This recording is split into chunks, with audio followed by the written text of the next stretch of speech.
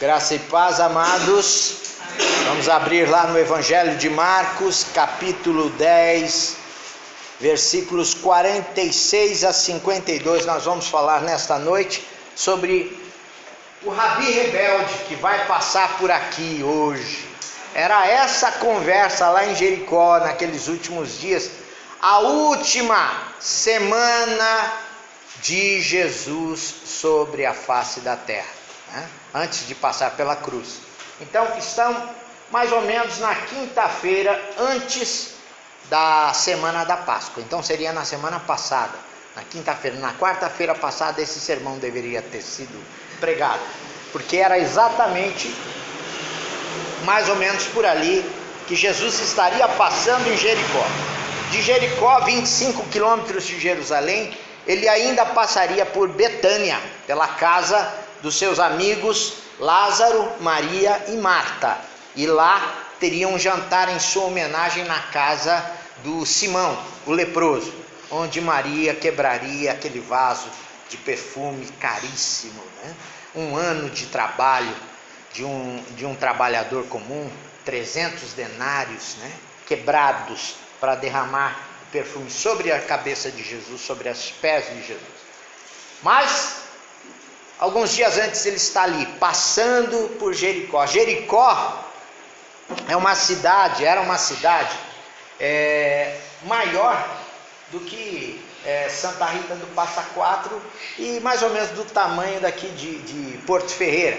Só de sacerdotes e levitas tinha mais ou menos 26 grupos, 26 turmas, 20 mil levitas.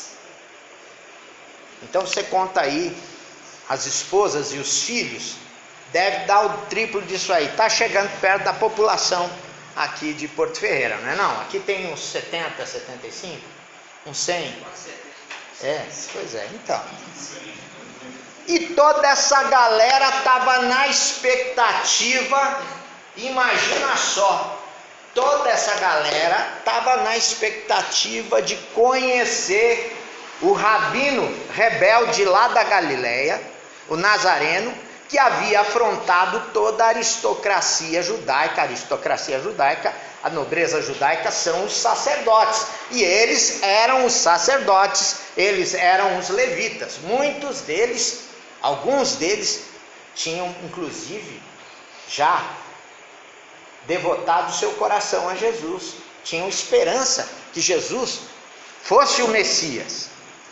Então estava toda essa turma esperando o rabino rebelde passar por Jericó, em direção a Jerusalém, para invadir Jerusalém, para tomar Jerusalém das mãos dos romanos e para estabelecer o povo de Israel sobre o trono de Davi mais uma vez, formar uma grande nação e dominar o mundo inteiro. Era isso que eles estavam esperando. Um Messias guerreiro, um Messias filho de Davi, um Messias que iria remir a Israel, trazer Israel de novo do monturo, do lixo e colocá-lo lá assentado em tronos, né? Junto com a nobreza. Mas foi isso. O interessante é que Jesus até aí tinha falado 6 vezes aos seus discípulos: olha, eu estou indo para Jerusalém para morrer, para sofrer e para morrer. Mas como ninguém gosta desse negócio de conversa deprimida, deprê, morrer, sofrimento, ninguém gosta. Ninguém gosta de andar com alguém que vive só reclamando, né? E eles então não levaram muito a sério esse papo de Jesus, não, de cruz, de morte de cruz, de sofrer, de morrer. Eles estavam com a ideia fixa de que lá na última hora, Jesus iria fazer com que miríades de anjos descessem dos céus e tomassem Jerusalém, dominassem, conquistassem as hostes romanas, né? Então eles estavam acreditando nisso, estavam acreditando no Messias. E é interessante que isso fica constatado quando você olha para os textos aqui. Apesar de Jesus ter falado já 6 vezes que ele ia morrer em morte de cruz, os camaradas estavam disputando entre eles quem ia ficar à direita, quem ia ficar à esquerda, quem era o maior, né? Quem é o maior aqui? na igreja de vocês? Quem é? Vamos discutir. Quem é o maior? Por altura deve ser você, né, Adão? Ah, não, é o Rodrigo, né? Tá certo. Tá? Então, quem é o maior? Os discípulos de Jesus estavam discutindo quem era o maior. Aí, Tiago e João, a mãe deles, a Salomé, foi lá e Salomé era a tia de Jesus, irmã de Maria. Chegou lá, Jesus, o senhor está chegando aí em Jerusalém. Quando o senhor se assentar no trono de Davi, o senhor coloca o meu filho à sua direita, um dos meus filhos à sua direita, e o outro à sua esquerda. Está tudo certo, não quer mais nada. Tudo certo. Então estavam que nem os ministros do Temer, discutindo que ministério que cada um ia ficar. Não estavam nem aí se haveria sofrimento, se haveria o que fosse sobre a vida de Jesus. Mas Jesus, andando, vocês percebem, ele estava andando com a multidão, com seus discípulos, mas ele estava mais solitário do que nunca, não é verdade? Mais sozinho do que nunca na sua missão, mais incompreendido do que nunca na sua missão, no desempenho da sua missão. Então era natural que quando uma pessoa está assim, solitária, incompreendida, a tendência dela é se fechar e se tornar até um pouco insensível às pessoas à volta. Jesus não. Jesus não. Jesus está a caminho de Jerusalém. E olha só o que acontece ali em Jericó, né? Esse texto. E foram para Jericó. Quando ele saía de Jericó, juntamente com os discípulos em numerosa multidão, Bartimeu, cego mendigo, filho de Timeu, estava sentado à beira do caminho. E ouvindo que era Jesus o Nazareno, pôs-se a clamar: Jesus, filho de Davi, tem compaixão de mim.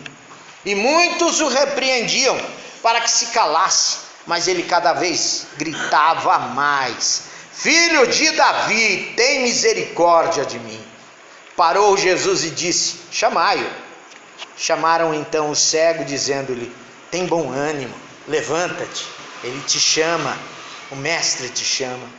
Lançando de si a capa, levantou-se de um salto e foi ter com Jesus. Perguntou-lhe Jesus: que queres que eu te faça? Respondeu o cego: mestre, que eu torne a ver. Então Jesus lhe disse: vai, a tua fé te salvou. E imediatamente tornou a ver e seguia Jesus estrada afora. Vocês perceberam que tinha mais de 20 mil levitas e sacerdotes ali naquela terra. Era uma cidade da indústria do perfume também. Ali haviam muitas rosas e elas serviam para se fazer perfume. Era uma rosa da região, própria lá da região. Não é esse tipo de rosa que a gente conhece, não, era outro. E muitas palmeiras, muitas tamareiras. Então a indústria era forte ali, com aqueles levitas como consumidores, como pessoas que também estavam envolvidas nesse tipo de coisa. Mas quem esperava, com todo o anseio do coração, e acredito que até com uma oração, pedindo a Deus todos os dias: Deus, o Senhor me dê a graça de conhecer esse rabino rebelde lá da Galileia, que o Senhor tem usado, o Senhor tem abençoado leprosos, o Senhor tem curado paralíticos, o Senhor tem curado cegos, tantas pessoas, tanta coisa que a gente ouve falar desse homem, que esse homem é incansável, onde ele chega, ele abençoa as pessoas. Ô Senhor, faz com que ele passe aqui, na rua onde eu estou, morando, vivendo, que é o meu lugar, meu ganha-pão. Mais do que ninguém, esse cego, chamado Bartimeu, aguardava Jesus passar por ali. E era a última chance. Era a última caminhada de Jesus por essa estrada para Jerusalém. Jesus subia para Jerusalém para morrer numa cruz por toda a humanidade. Jesus está no cumprimento da sua missão. Está nos últimos momentos. 35 do segundo tempo, Jesus está ali, caminhando para Jerusalém. E ele para por causa de um cego. Por causa do clamor, da oração de um cego. Olha só que coisa interessante. Mas Jesus só para porque o cego é muito chato. Esse cego, ele percebe que aquele momento é o momento da resposta de Deus para a sua oração. Ele tinha desejado isso diante de Deus. E ele estava disposto a não perder essa oportunidade. Vocês já ouviram falar? Aqui nós temos muitas cabeças brilhantes. Elas estão brilhando aqui. E vocês já ouviram falar que a oportunidade é como um careca ensaboado. Se você não pegar ela de frente, ela passa, você não pega pelas costas. Não tem cabelo. É um careca ensaboado. Você tem que pegar ela de frente. E esse cego era cego, mas não era bobo, né? Via longe. Quando ele ouve o sapatear da multidão, de um sapatear diferente, né? Um palmilhar diferente. Queridos, eu e Sandra tivemos empresa por mais de 20 anos. E num período da nossa empresa nós trabalhamos com cegos. Você sabe esse close caption da televisão que você tem hoje aí? Deus nos deu a graça de nos usar para aprovar essa lei lá no Congresso Nacional. Fui eu que ajudei a escrever, fui eu que enchi a paciência dos senadores, deputados e tal, e foi aprovada close caption obrigatório na TV aberta, para benefício dos surdos, né? Dos surdos oralizados, né, Sandra? Sandra trabalhou com estimulação precoce de criança, e depois a Sandra virou mestra nessa tecnologia do close caption, de estenotipia computadorizada aqui nos tribunais, com aquela maquininha, ela faz em tempo real. Então a Sandra é mestra, treinou mais de 200 profissionais lá em Brasília. Os nossos filhos, minha filha faz para a Globo até hoje, trabalha para a Globo até hoje, né? Close caption em tempo real, nos jornais da Globo e outros programas, futebol e tal. Os cegos, nós descobrimos que os cegos têm uma habilidade monstruosa nessa tecnologia. Por quê? Porque o cérebro deles funciona diferente do nosso. Quando ele deixa de ver, outros sentidos começam a ganhar corpo, audição principalmente, até cor eles sabem reconhecer. Vocês podem não acreditar, mas os meninos reconheciam as cores. Como é que você sabe que essa camisa sua é verde? Pela sensação, pelo toque. Parece que tem um calor diferente nas cores. Textura, sei lá. Não sou cego. Mas a audição deles era impressionante. Eu brincava com os meninos, às vezes na rua, às vezes num corredor assim longe, e eles sempre lá com a bengalinha deles, batendo para lá, para cá, de braço dado com o outro, né? Aí eu brincava com eles. E de longe assim eu vinha falando baixinho. Mas que coisa! 2 rapazes, tão simpáticos, mas de braços dados. Que coisa estranha. E eu vinha brincando com eles atrás assim, e ele falando baixinho. Aí eles, pastor Décio, o senhor tá de brincadeira com a gente, hein? Então, e aí eu ria muito e tal. E eles eram muito queridos. E aí eu dava aula para eles também do software, né? Então tinha que... Aí eu falava, gente, presta atenção aqui, olha para cá. Aí o pessoal, tô olhando, pastor, tô olhando. A gente não tem essa sensibilidade, o cego, esse lance de dar aula e você falar, olha para cá, é para quem é vidente, como eles chamam, né? Vidente, quem olha, quem vê, né? Eles não veem, mas eles são muito gozadores. Quer dizer, aqueles que têm um bom humor, né? Porque tem cego também muito irritado, com raiva da vida. Mas é essa outra situação. Então esse cego aqui, meus irmãos, estava com a audição treinada, com certeza. Ele não era cego de nascença, não. Mas ele aprendera os caminhos da dificuldade de ser um cego. E quando ele ouviu aquele ruído diferente, era um ruído monstruoso de uma multidão de gente, muita gente. Aí ele falou: opa, tem alguma coisa de anormal. Será que é a hora? Será que Deus ouviu minha... Começou a perguntar: quem é que está passando aí? Quem é que está passando? É Jesus de Nazaré, um nazareno, um rabino rebelde que está passando aí. Ele não teve dúvida, começou a pular que nem pipoca. Começou a pular e gritar: filho de Davi, tem misericórdia de mim. E a multidão, e ele tinha razão para fazer isso, porque ele tinha uma multidão entre ele e Jesus. Tantas coisas, tantas pessoas o separavam de Jesus, mas ele só foi abençoado porque ele gritou. Ele gritou muito: Kyrie eleison, Senhor, filho de Davi, eleison, tem misericórdia, eleison me, tem misericórdia de mim. E ele gritou, e ele gritava, ouvindo que era Jesus. Verso 47, o nazareno pôs-se a clamar: Jesus, filho de Davi, tem compaixão de mim, tem misericórdia de mim. E a multidão, que já estava fazendo barreira, começa a ser agressiva com ele. Olha só, muitos o repreendiam, no verso 48, para que se calasse, mas ele cada vez gritava mais.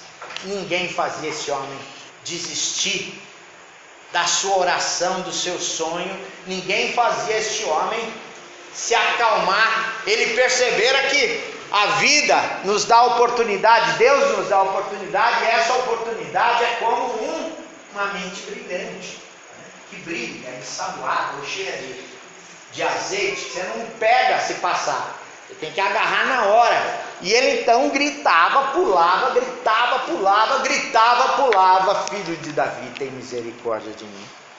E porque ele foi insistente, muito insistente, perseverante, teimoso no ponto de vista da multidão. Esse cara é um teimoso, né? Está fazendo o que não deve. A multidão estava achando que ele estava errado em fazer aquele escândalo todo. Mas Jesus não pensou assim, não. No verso 49, parou Jesus, porque Jesus vinha ensinando, conversando peripateticamente, que nem Aristóteles, né? Era assim que os rabinos faziam, andando e ensinando, e a multidão ouvindo, o pessoal fazendo silêncio para ouvir Jesus, e o cara gritando. Que cara chato, não deixa a gente ouvir os ensinamentos do Messias.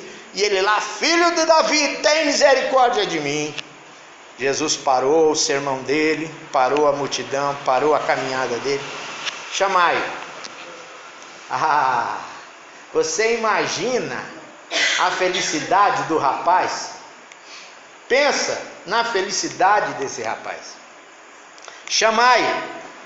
Chamaram então o cego. Aí alguém, acho que aquele mesmo que deve ter mandado ele calar a boca, acho que ficou meio consciência de culpa, porque o mestre, né, mandou chamar o rapaz. Ele falou: não, olha, tem de bom ânimo, o mestre te chama, levanta. O mestre te chama, tem bom ânimo, levanta-te, ele te chama, né? E ele então, o que ele fez? Jesus chama, o que ele fez? Quando Jesus chama a gente, e Deus tem nos chamado regularmente, cotidianamente, nos chamado para estar na igreja, você não sabe quando vai ser o seu último dia, você não sabe o futuro. Deus tem nos chamado dia após dia, que Ele quer nos abençoar com o seu caminhão de graça, quer nos atropelar com esse caminhão da sua graça, derramar todas essas bênçãos sobre nós, mas nós desprezamos o chamado do Senhor. O Senhor nos chama para reunião: de quarta-feira eu não vou, não, aquele reverendo lá de Santa Rita, muito enjoado, veio lá de Brasília com a mulher dele, metida, de Brasília, todo mundo que vem de Brasília é metido. Eu não vou lá não, eu não vou ser... Jesus está te chamando, amado. Jesus não está preocupado quem está aqui. Jesus está preocupado se quem está aqui ministrando, está ministrando em nome dele de fato. Porque pecadores todos eles sabem que são, que nós somos todos.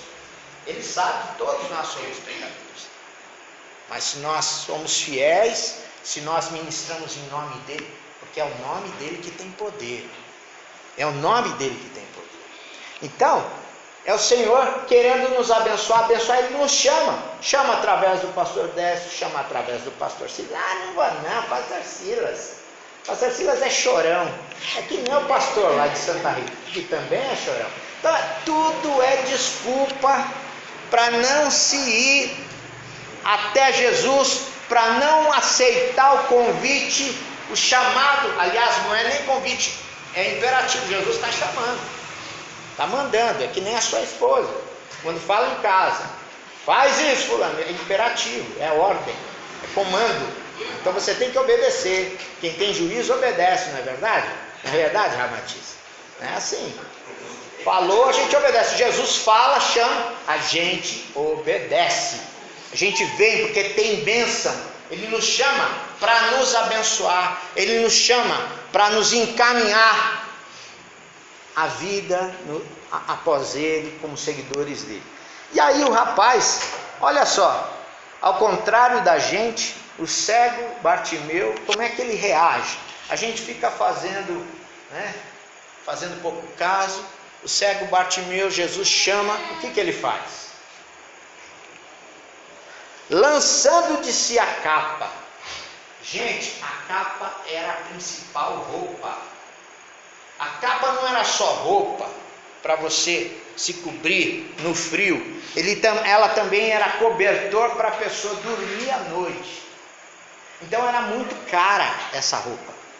Se na pior das hipóteses o cidadão perdesse a roupa toda debaixo, o camisolão, né? E naquela época não tinha lingerie, nem zorba, nem cueca. Então se perdesse a de cima, tinha a capa, que era aquele manto. Então se cobria com o manto e corria para casa. Esse cidadão levanta, joga a capa fora, dá uma de rico, né? Desnobre, joga a capa fora. Ele tão alegre que ele estava, que ele não está mais preocupando com nada, joga a capa fora. Jesus está chamando ele. Jesus o está chamando e ele não está preocupado com mais nada. Ele está sentindo que o sonho da vida dele vai acontecer, vai se realizar. Ele vai se encontrar com o rabino rebelde, que tem sido abençoador tantas vidas e vai abençoar a sua vida também. E olha só, ao contrário do nosso pouco caso, da nossa mesquinhez, ele lança a capa de si e levantou-se de um salto e foi ter com Jesus. Tem aquela recomendação para a gente levantar de noite devagar, não é?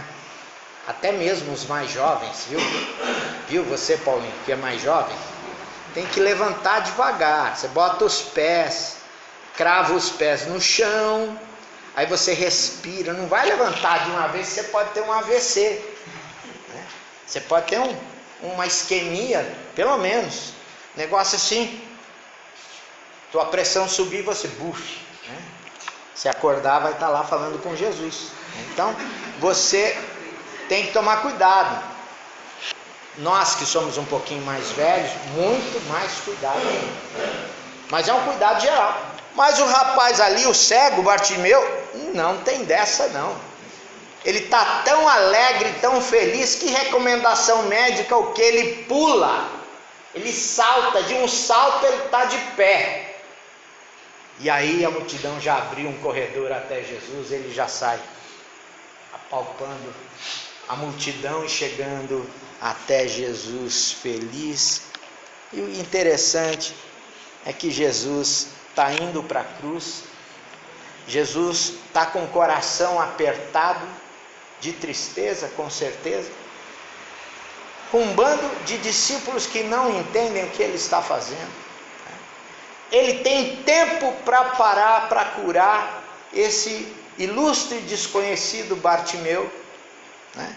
E mais, Jesus tem tempo para um dedo de prosa no meio da rua, no meio da multidão.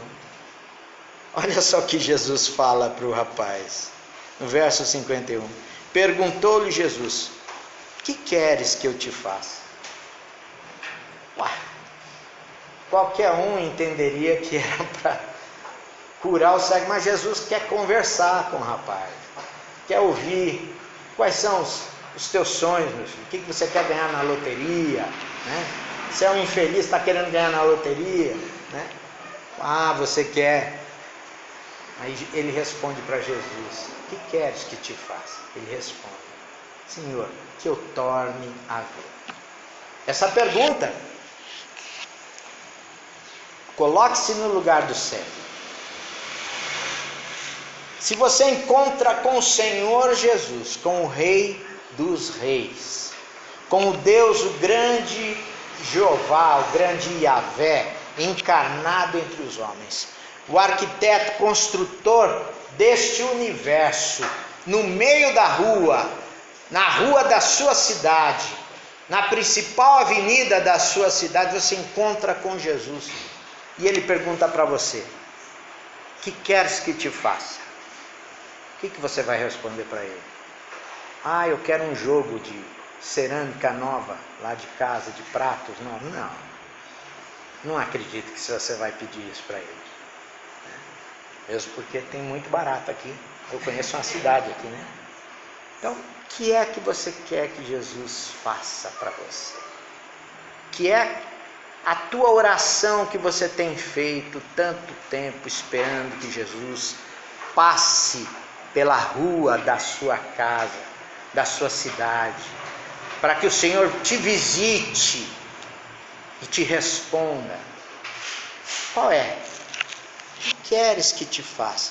O que você quer que Jesus faça pela tua vida? O cego sabia muito bem o que ele queria, porque ele responde na lata, ele não gagueja, ele responde na lata: Senhor, que eu torne a ver. Ele sabia o que ele queria. Ele não queria uma capa nova, ele queria tornar a ver. E olha que coisa maravilhosa.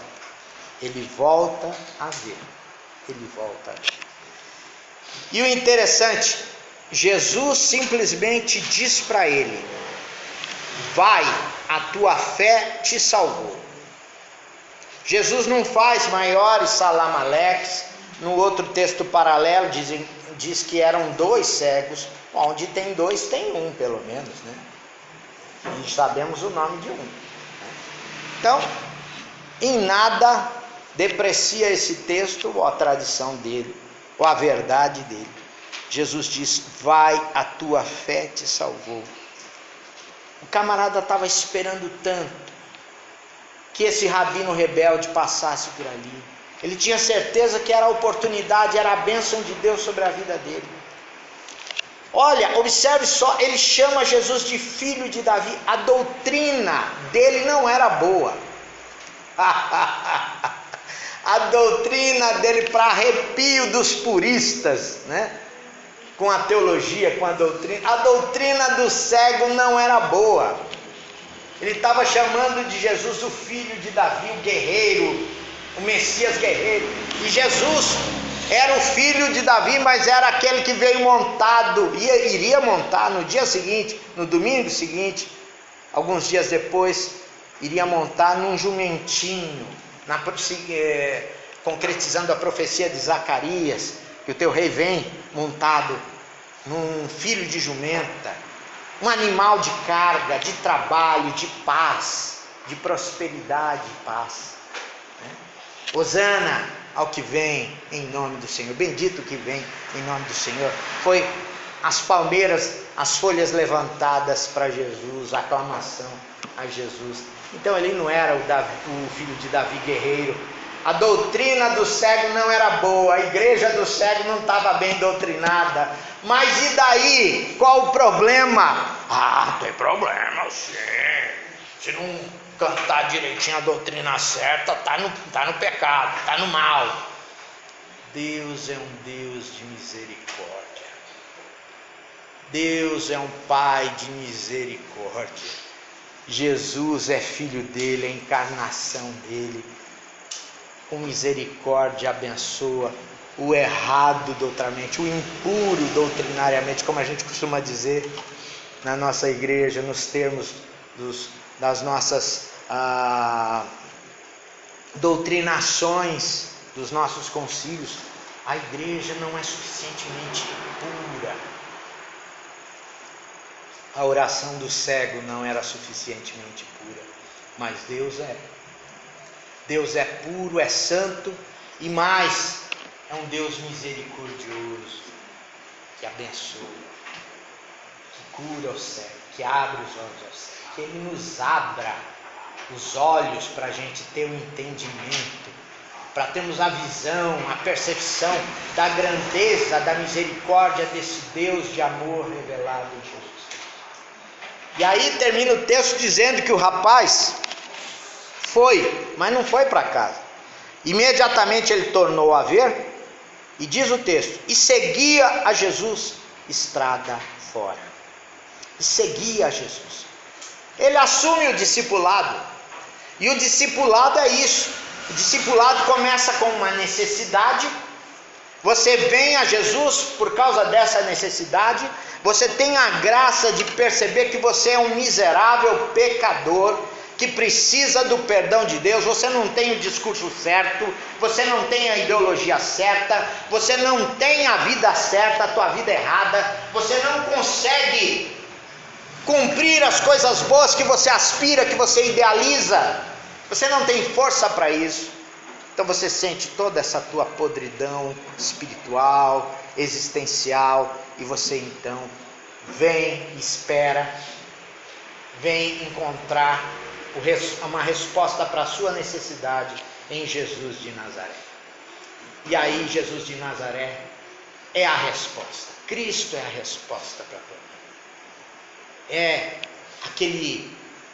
aquela grandiosidade, aquela eternidade de Deus que vem tapar o buraco eterno que Salomão fala que tem dentro dos nossos corações, do coração da humanidade, um buraco de eternidade. Só Jesus é que cabe ali. Ele é eterno.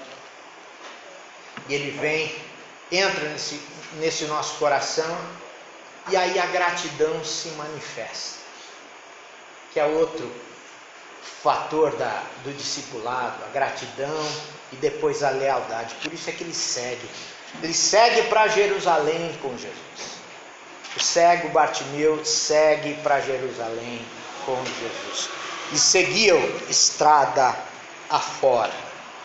Que nós também possamos ter a nossa oração respondida hoje, que encontremos a resposta para a nossa necessidade em Jesus, saibamos dizer para Ele o que é que nós estamos precisando, e que a gente siga após Jesus para Jerusalém, porque em Jerusalém tem cruz e sofrimento para nós, por causa do Senhor Jesus. Esse é o preço do discipulado. Ninguém gosta de sofrimento. E a igreja se escandalizou desde o início com o Cristo da cruz, com o servo sofredor, porque neste mundo Jesus não é honrado, a cruz de Cristo não é honrada, e até a sua igreja se escandaliza, como Pedro se escandalizou. E foi chamado de Satanás. Jesus, ao mesmo tempo, em seguida, Pedro havia dito, tu és o Messias, o Filho de Deus. Aí Jesus começou a falar, mas importa, está nos decretos de Deus que o Filho do Homem sofreria nas mãos das autoridades e morreria em Jerusalém e tal.